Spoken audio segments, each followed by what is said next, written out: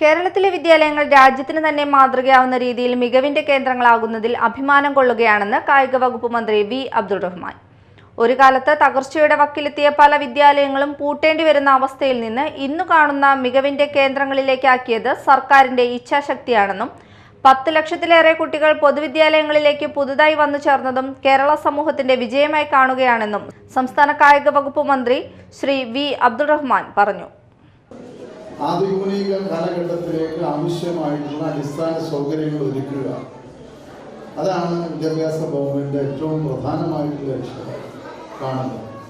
ഇന്ന് കേരളത്തിലെ പൊതുവിദ്യാഭ്യാസ സ്ഥാപനങ്ങളുടെ അടിസ്ഥാന സൗകര്യ വികസനം വലിയ രീതിയിൽ വർദ്ധിച്ചിട്ടുണ്ട്. നിങ്ങളുടെ മണ്ഡലം തന്നെ നിങ്ങളെടുത്ത് പരിശോധിച്ചാൽ അറിയാം, ഏറ്റവും നല്ല ഹൈസ്കൂളുകൾക്കുള്ള കെട്ടിടങ്ങൾ, ഏറ്റവും നല്ല രീതിയിൽ ഹയർ സെക്കൻഡറി വിദ്യാലയങ്ങൾക്കുള്ള കെട്ടിടങ്ങൾ, അങ്ങനെ തുടങ്ങി വിദ്യാലയങ്ങളുടെ കാര്യത്തിൽ ഒരു വിട്ടുവീഴ്ചയും ഈ ഗവൺമെൻറ് ചെയ്യുന്നില്ല.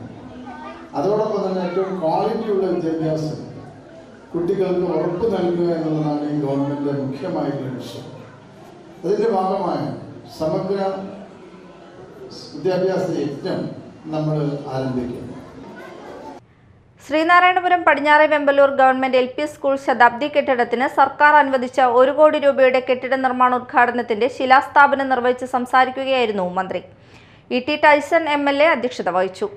ചടങ്ങിൽ ഗ്രാമപഞ്ചായത്ത് president MS Mohanan, assistant executive engineer TK Santhosh Kumar, vice president Sajitha Pradeep, ജില്ലാ panchayat member KS Jaya, block member Shobhana Sarngadharan, standing committee ചെയർമാൻമാരായ PA Noushad, KA Ayyub, Jaya Sunil Raj, ward മെമ്പർമാരായ Krishnendu PU, Reshma Vipin, AEO P Moideenkutty, പ്രധാനാധ്യാപിക Saija Kareem, BPC Prashant തുടങ്ങിയവർ സംസാരിച്ചു.